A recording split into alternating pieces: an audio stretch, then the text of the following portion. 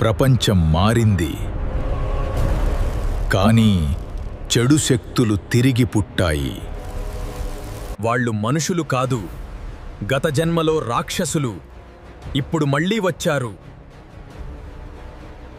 శివుని త్రిశూలం, అనంత శక్తి కలిగిన ఆయుధం. అది దక్కితే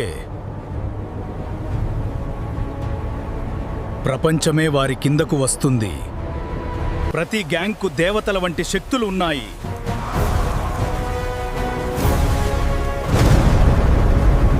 హిమాలయాల వైపు వారి యాత్ర ప్రారంభమైంది.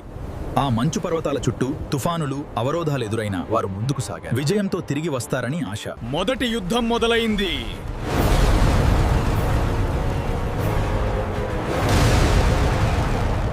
విజేతకు లభించింది ఇంద్రాయుధం.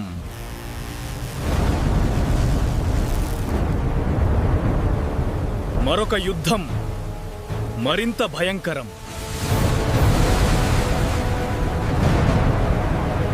హనుమాన్ గదా అపార బలమిచ్చింది. ఇది చివరి పోరాటం.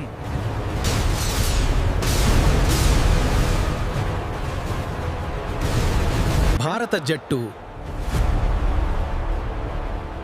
చివరికి నిలిచింది. సుదర్శన చక్రం వారి చేతుల్లోకి వచ్చింది.